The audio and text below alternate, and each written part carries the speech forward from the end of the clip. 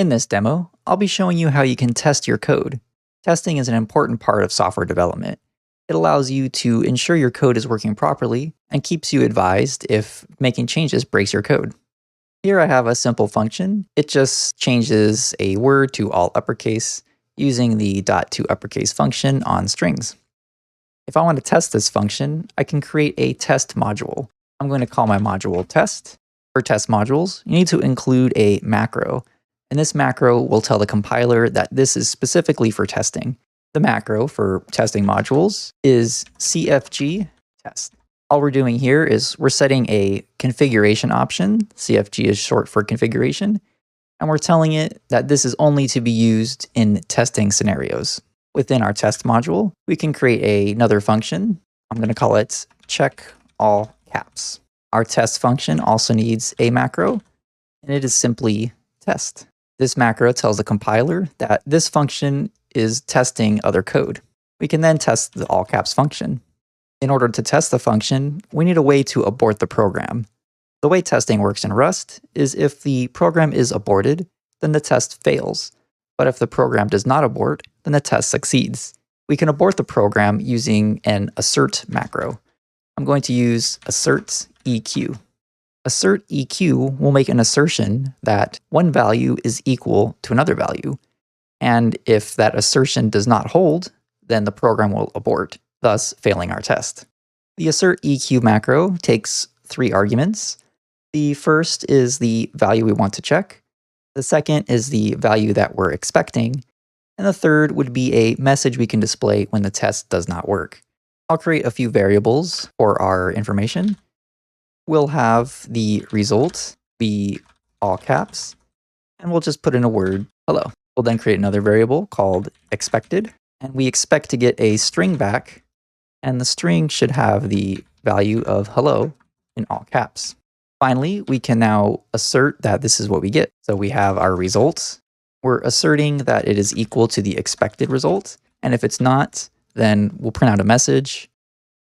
There's one last thing we need to do before running this test, and that is to use the all caps function. If you'll recall from the module demo, each module can be thought of as a separate file. As a result, this test module does not have access to our all caps function, since the module is completely self-contained. We have to use this all caps function in order to have access to it here. To do so, we supply the use keyword, followed by the crate keyword, and I'm just going to use the asterisk to bring everything into the module. In the Rust ecosystem, a collection of code is referred to as a crate, so all of our code could be considered one crate. When you use crate in this fashion, it just refers to the very top of your code, which in this case has the main function and the all caps function.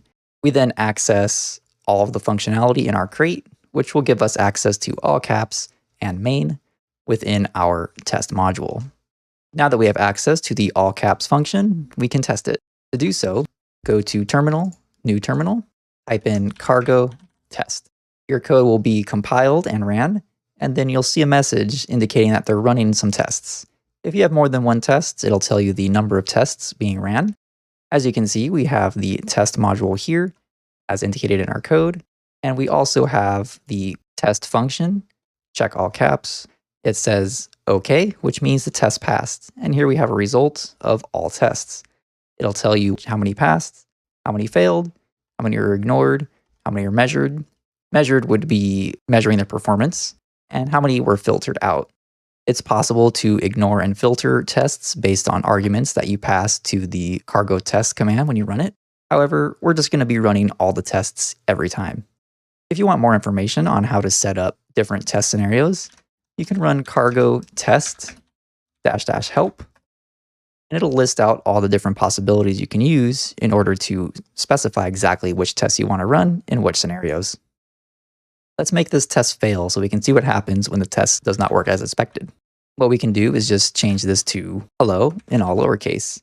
As we know, our function should return everything in uppercase, but now we're telling the test that we expect it to be in lowercase. But we know that it'll end up in uppercase because our function has 2 uppercase in it. Let's run this test again and see what happens. Here we can see that the test failed. So it lists out the test just as it did.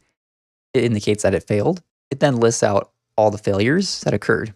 Here we can see that the assertion failed, so left is not equal to right. What that means is this result is not equal to the expected result. It then lists out what was provided to the assert macro. It says on the left side, we have hello in all caps, and the right side, we have hello in lowercase, along with our assert message that we provided in the code. It says string should be all uppercase, which is what we supplied here. So when you create your tests, it's always good to have a reason why it failed. That way, when the test fails, you'll see quite easily we have a left value in all caps, a right value in lowercase, and a message saying, hey, the string should be all uppercase. Finally, it lists out all the failures. So if you have multiple tests, it'll list out which tests failed.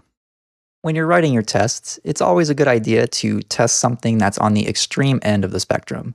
What this would mean is if your function deals with numbers, you would want to try the smallest possible number and the biggest possible number, and then it's safe to assume that everything in between will probably work just fine.